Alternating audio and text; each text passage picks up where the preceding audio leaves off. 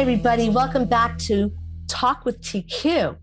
And as I always promise, I try to get the best people on the show that I can find on the planet. Today, I'm really very privileged to have a person I admire so much, and I consider him a good friend of mine. His name is Alan Bandies. He is actually a Tai Chi master, and I've seen him in action. He always has this quintessential kind of calm, easygoing way. He's always peaceful to be around, and I'm very lucky to have him on the show today. So, Alan, welcome to Talk with TQ. I'm so happy to see you. Thank you, Toni. It's good to be here. So tell me, how's it going these days? I know that you would, what I know you as is a Tai Chi specialist in my mind. I've taken class with you once or twice. We won't get into how I did with that class, but it was an experience and I appreciated it very, very much. I mean, maybe if there's time at the end, we can talk about that. But Okay. what impresses me so much about you is that it seems that you teach by default. I find that when I'm around you, you tend to be like this quintessential unintentional educator.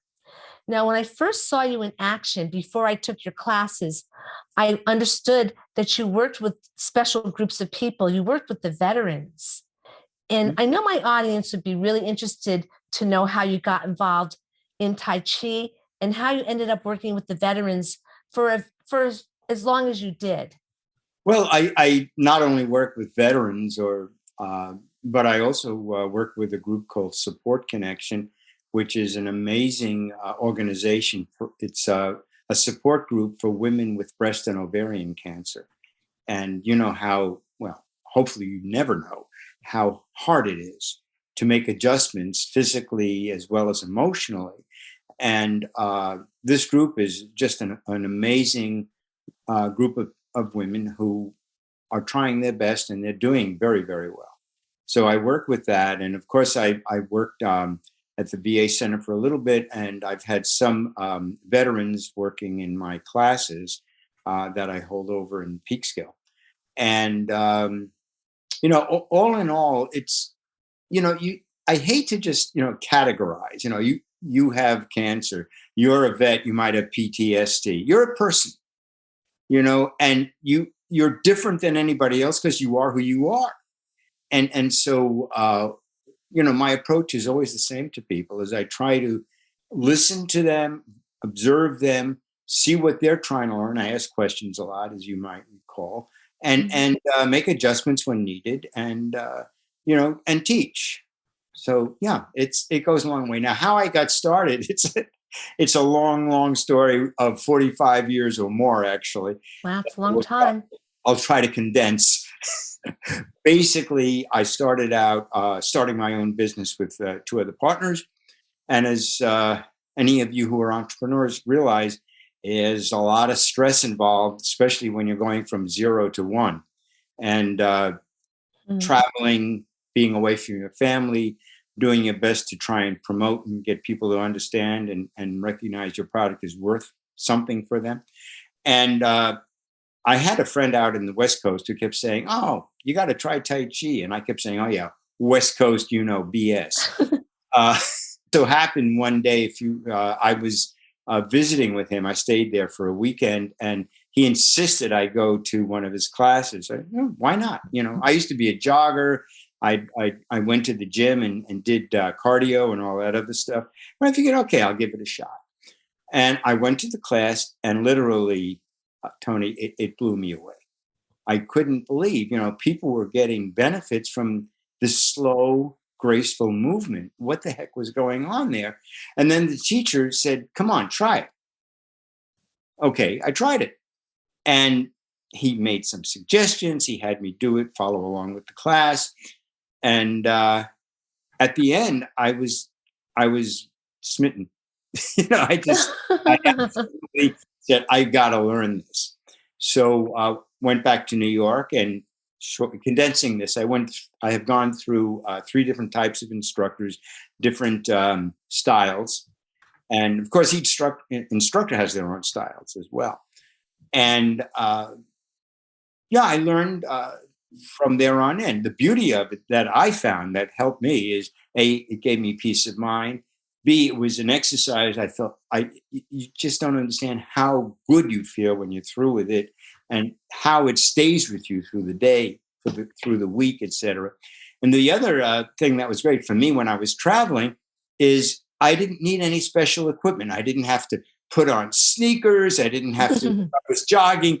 I remember jogging in Korea once when it had a lot of hills and polluted air, and I'm out there breathing this air and breathing heavily and say, what the hell am I doing?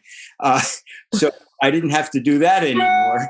And so I continued with it. I got up in the morning. I do some meditation. I start on some warm-ups. Then I do a form. There are different types of what we call forms, which are a number of movements that are connected for a purpose.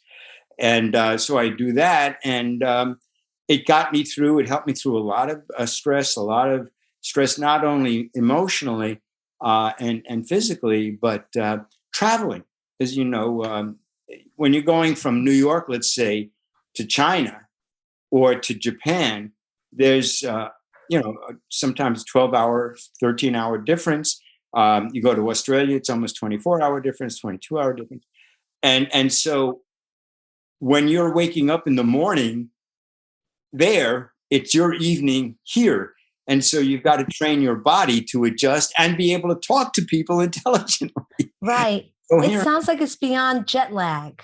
Yeah, it's dealing with jet lag and learning how to adapt to it. And what I set up a whole routine, and it helped me tremendously.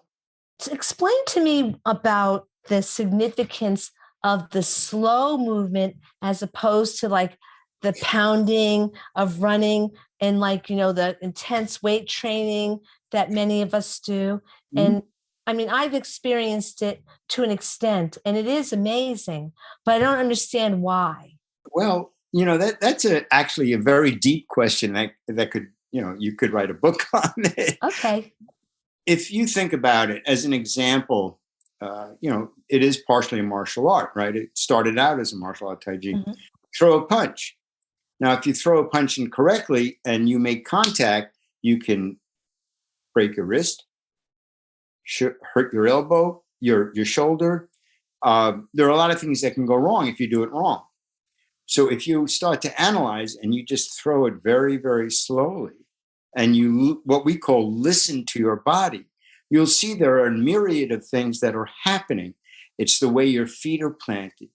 It's the way your hips are rotating and your waist is rotating, and how the alignment between the shoulder, the hip, the knee, the foot, the shoulder, and the elbow and the wrist joint, how they all align.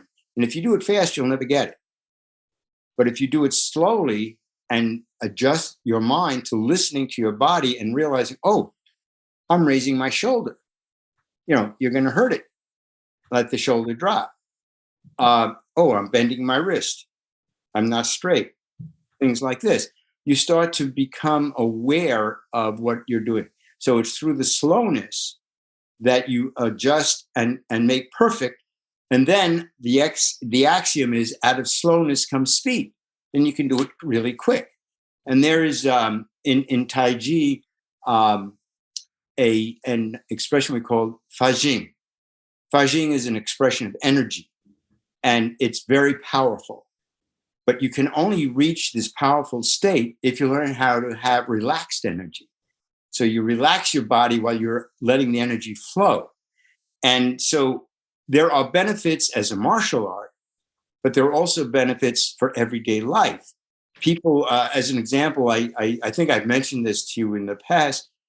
There are statistics out there that adults over 50, 55 and up, Mhm. one of the biggest causes of stress and physical injury and possibly even death is the problem of falling. Oh, yeah.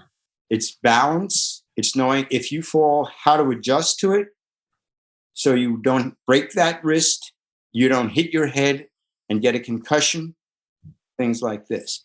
And what Tai Chi does is it gives you the stability, again, getting back to that expression, listen to your body, you're constantly learning, and by focusing, letting your mind open and feel, not think, but feel the adjustments, and you work on this over and over, you create a sense of awareness and balance and strength, that it's not possible to do. You can get strength out of weightlifting. You can get a lot of stretching and looseness out of yoga, and a lot of other exercises. But Tai Chi to me, and I'm prejudiced, it's something I'm in 45, 46 years. Tai Chi to me is a godsend. I'm just so fortunate to have not only learned about it, but embraced it and use it. I use it in my everyday life. When I was in business, I learned how to negotiate using a concept we call yielding. There are so many things that go on that benefit me and benefit my life.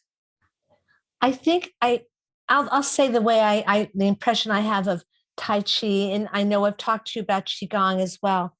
It's interesting how these practices adjust other things in your life by default. I find that if you do practice something like this particular martial art, it looks like dance. I like to watch it because it's beautiful to watch. It really is so gorgeous to watch. It seems that by default, you might get yourself in a situation. I won't go into specifics, that you find that because you've been taught certain slower movements, they actually become almost like reflexes, which are faster. And you can find your way getting yourself out of a situation without even making contact, which leads me to the real definition. This is a martial art. Yes. What makes Tai Chi a martial art? I mean, explain. A lot of people really don't understand what a martial art is. Well, you have to understand its origins. It goes back well over 600 years. In a time when China was in an upheaval, there were different forces fighting each other. There was a dynasty, I think it was the Qin dynasty, that was trying to control everything. And you had bandits and marauders and things of this nature. It's a big country, billions of people. And in this particular area where it was developed, there had always been some form of martial art. As a matter of fact, the considered to be the original form is the Chen style, which is what I study. And the Chen village was located in a day's walk from the famous Shaolin Temple. And there were others around there too. And so these people not only learn how to defend themselves from marauders and everything else, but they worked sometimes individually, sometimes collectively, to make themselves better and better. It's kind of like right now it's almost football season, and the preseason you had some cases where different teams would work with each other. They'd make it a game, but at the same time, the individuals would learn how to adjust to other individuals and things of this nature. So that was one of the aspects. It became a martial art. Now, over time, the Chen style was so effective that they actually hired Chen practitioners as guards for the Silk Road. So caravans would hire these people as basically hired guns, because they recognize the effectiveness of their style. However, what we have discovered over the last century or so is the benefits not only of practicing it slowly, but of getting the benefits of what the Chinese have. The Chinese traditional Chinese medicine worked on balance, yin and yang, how you balance it in your body. Too much yin, you get this problem. Too much yang, you have that problem, etc. And there are different meridians that the energy flows through. There are actually different types of energy in their theory. And so when you're working on Tai Chi, you're working on different forms of energy that flow, that develop your mind, your body, and your spirit. And that's the thing that really impresses me about it. Because you have to, I guess you have to experience the martial art to an extent to really understand how, even if you took like a couple of classes, certain things kind of stick with you. And very often I've heard that people that are into martial arts, they actually had to register as like a lethal weapon themselves, although the objective is to not have confrontation. Right. Yeah. So it can make you more peaceful. You keep mentioning slow movement. And basically what I tell my students is you don't have to come here, at my age, and a lot of people I work with are, in their 50s, 60s, 70s, and 80s. We're not going to be Bruce Lee jumping around doing somersaults, kicking people in the air. So there's a point where you adjust, and that's this concept of yielding I was talking about. But I'll get back to that in a second. So let me just cover the slow movement part. The slow movement, as you heard me say, allows you to listen to your body, to make the adjustments. We don't focus as much on breathing when we're doing it because you want to just breathe naturally. And it's through the slow movement that you're adjusting that there's transitions. So as an example, if you've ever looked at the yin yang symbol, there's a dark and a light. The concept of the series that there are opposites. One doesn't stop, one moves into the other and moves back into what it was. So there's this constant unity of yin and yang. So you have one here and one here, see? So they overlap. There's not here. They don't stop. There's emotion. It's continuous. And so when you're moving, if you do it slowly, you get to understand that concept of beginning, middle, and transitioning to beginning. It affects your balance. It affects your alignment. And it opens up the different meridians so that the liver meridian can function, the heart meridian can function, the lung meridian can function, all as a unity. And you don't even realize you're doing this. And so you're moving energy without you don't have to think about it. You're just doing it. And you have so many health benefits from it. So that's another thing, as I tell my students, when you come, you can take it on any level you want. You can take it for balance, stability, prevent falling. You can take it for generic health. You can take it for just feeling mentally good, spiritually good, improving your memory, helping your memory. Oh, really? Tell me how that works. Well, it's the concept you hear so often of mindfulness. This was something they've been doing for well over 600 years. If you're not in the present, you're going to get lost because these forms I was telling you about, these movements, there are similarities from one to the other as you're moving along. And if you're not focused, you're starting back at the beginning or you get lost and messed up. So you've got to be mindful of what you're doing. The other thing it does is as you become, and again, a lot of times you're not aware of it, I pointed out, is not only are you aligning yourself and you're moving and your mind is engaged in what you're doing, but because your mind is engaged, your senses are expanded so that things such as peripheral vision, a sense of where you are in the moment.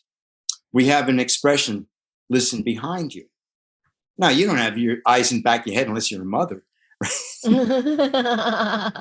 Oh, yes. I remember I had a childhood. That's all I can say. I do remember that. And we couldn't understand why mom knew this. But the point is you become aware of your environment. You become aware of who you are, where you are within time and space as you're moving. And so it gives you so many benefits that translate to when you leave the studio or you're not doing it, you're walking around your daily life. You just find that it expands your mind, it expands it improves your health. And of course, your stability, balance, and confidence. So sure. Confidence is a big one. You're doing, as I said earlier, you're learning how to improve mind, body, spirit, and how to meld them together. So that's what you're doing with it. And the effect is long lasting. Now, I'm going to share with your permission that you recently had some major surgery. And I know you shared with me that your doctors were very impressed with your physical fitness.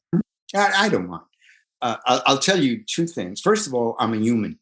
I'm not Superman. I'm a person like everybody else. I'm disillusioned. Okay. But I'm also lucky And as I said earlier, to me, learning Tai Chi was a benefit, and I firmly believe Tai Chi saved my life. Oh, tell me why you believe that. I had two incidents. Now, look, I'm right now I'm 79. Right? Congratulations. It's a Thank good you. age. Yeah, and I can still take my palms, bend over, and touch both palms on the floor. I'm flexible. I have balance, etc. But okay, so I've been doing Tai Chi for a long time. First incident when COVID first came out. If you remember, that was the time where you're trying to get the vaccine, and it was like a game of whack-a-mole. You try this, site, and they have a date, and you select it, and sorry, it's full. You try that, Oh, sorry, it's full, and you couldn't yeah. get the vaccination. And I was very unfortunate because I couldn't get it. I wound up getting COVID. Now, Wow. Sorry about that. well, I didn't realize how sick I was. All right. I had to go to the hospital 2 times. Hmm. I had a doctor when I got over it, looking at all my results and my blood work. He was looking at it and he said, it affected your kidneys, it affected your liver, it affected your lungs, it affected your bone marrow. He says, everything I'm looking at, you shouldn't be here. You must be doing something right. And I firmly believe that was because of the condition I had created for myself by practicing Tai Chi every day. Uh, the next incident was, as you alluded to, the surgery. This is 2 years later. So, just to let you know, I was basically, I had post-COVID anemia. So my hemoglobin levels were not the greatest. However, they were improving. And I had gone to, at my age, you collect doctors. Okay. New hobby. Yeah. In any event, uh, my GP was looking at some stuff, and he said, we got to do some more exams. He had me meet a heart guy, and the heart guy was looking at it and said, okay, do you have any family history? I said, well, in terms of family history, yeah, my brother has a pacemaker, and he has a stent. My father's youngest brother has pacemaker, stent. Mm. My first cousin, it's a familial thing. And the guy said, I thought so. He said, why? He said, well, you have a high buildup of calcium in your vein, in your arteries, in your heart. And my suggestion is, while you're still healthy, have a bypass, because he did a bunch of tests. Have a bypass. I thought about it for a long time because who wants to have Heart bypass surgery is big surgery. it's big surgery, but they kept insisting. Every doctor I visited said, in your condition, this is the best thing for you now. You don't want to come back when you're really sick. You've had a stroke or whatever. Having witnessed some people who have had strokes, believe me, that scared the heck out of me when they said that. So Yeah. let's get this done. So I had the procedure done, and I was getting ready to go home when they came in and said, you're going to the ICU. I said, what? What's going on?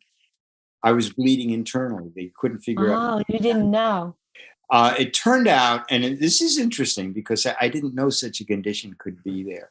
They said I had a very large ulcer, and I said, I never felt that before the operation. And he said, yeah, it's a stress-related ulcer. Yeah, I'm not stressed out. He says, no. This is a physical stress. You had the stress from, they cut up in your body and they ripped you apart, and they went in and did things. Your body reacted to it the way a lot of people, don't react to it, but your body did. And, in investigating this further, I found out I also had calcium buildups in another part of my, body. So it just made sense. My body was in a weakened state and I didn't know it. And of course, my body reacted and wound up, I was in the hospital a month. So it was horrible. I wouldn't wish it on my worst enemy. It was absolutely horrible. It was torture. However, that was the bad news. Good news is, again, I saw another doctor follow up, checking me out, looking at all my vitals, etc. And the guy didn't know what I did. He said, again, I don't know what you're doing, but whatever you're doing, you got to keep doing it because, if you weren't in the shape you were in, you'd be dead. That really woke me up.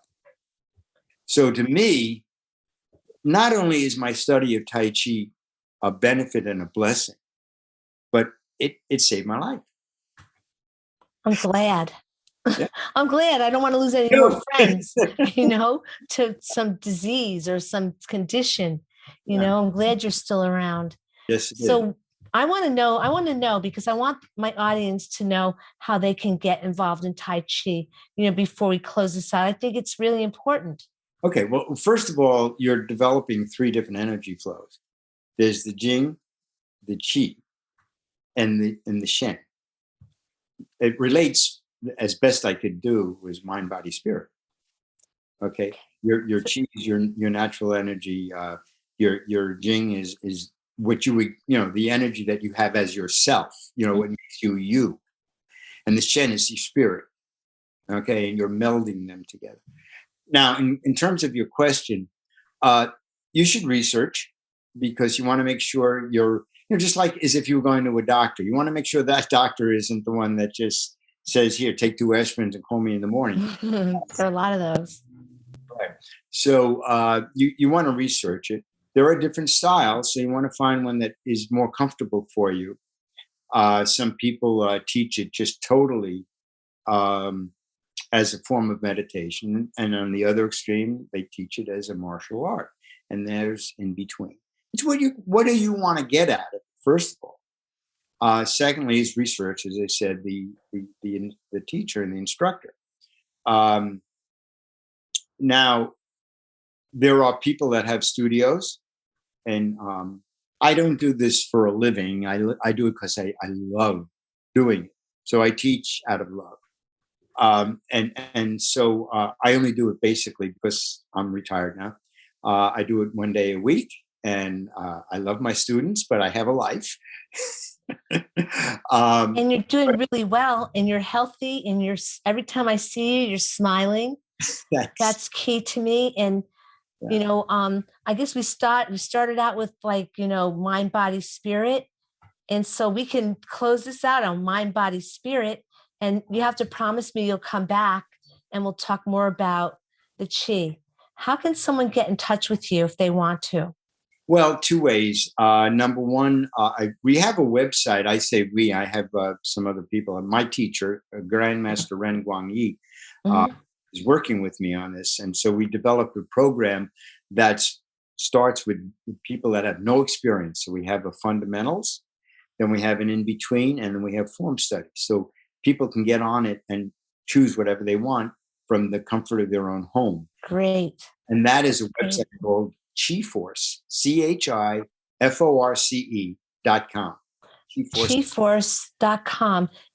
Also, one wonderful thing I'd like to mention, if people want to attend my class, it's in Peekskill at the Gono-sen Karate Studio. I teach Monday evenings, 7:30 to supposedly 8:30, but usually goes on till 9. Okay. So Gono-chen, Peekskill, New York. I know it's on Welcher Avenue. Yeah, it's Gonosen, Gono-sen Karate. Thank you, Alan. This was great. Thank you so much. I had a lot of fun. Thanks, Toni. Yeah, so did I. And I feel like I've just done some Tai Chi of the mind. Okay? Keep you peaceful. All right, everybody. I'll see you next time. Don't forget to come back and visit Talk with TQ. And until next time, I'll say bye-bye.